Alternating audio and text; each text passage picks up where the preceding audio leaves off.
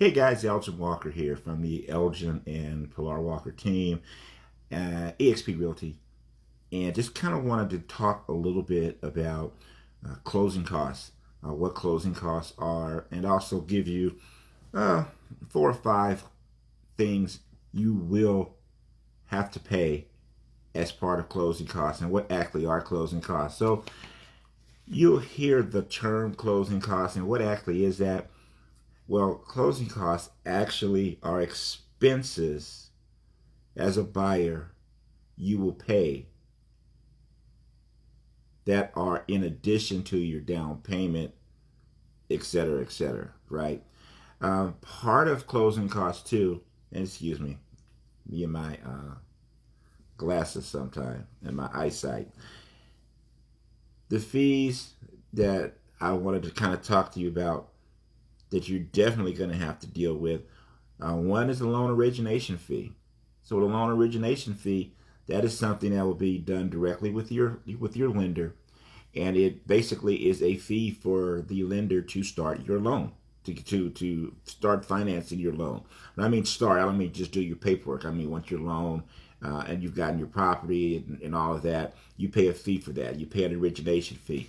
I'm only aware of you paying an origination fee, of course, if you go through with the transaction and are able to purchase your home. Title insurance. You're going to have title insurance. The seller pays for title insurance on the property.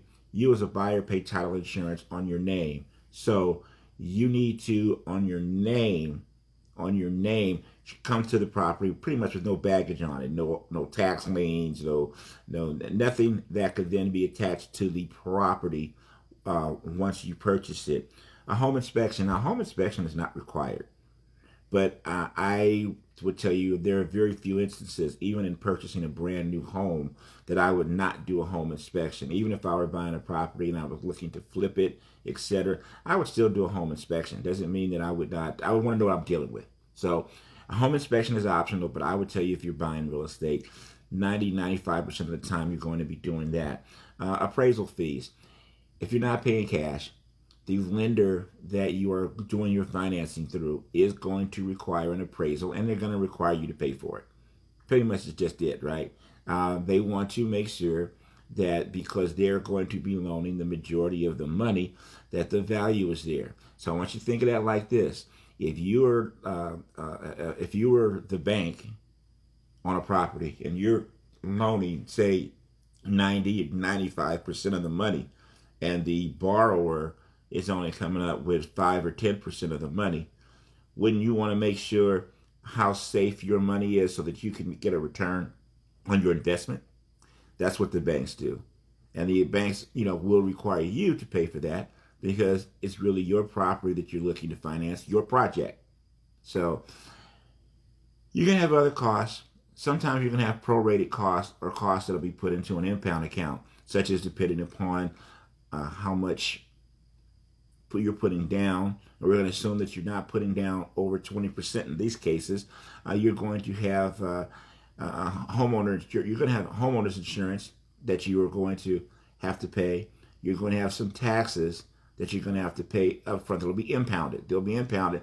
The banks don't want you to go into a piece of property and not be able to make your first installment on your property taxes, because your property taxes in most cases will be included in that monthly payment.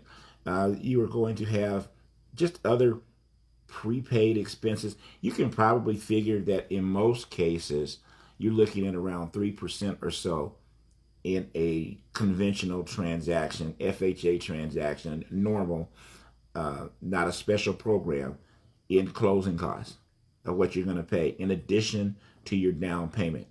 Also, when you're discussing this with your lender and you're getting yourself pre-approved, make sure that you are getting pre-approved based upon whether or not your taxes are included in your payment or whether you're paying them separately, and to get an itemized breakdown of what your approximate closing costs will be, so you know what you're looking for before you sign that dotted line.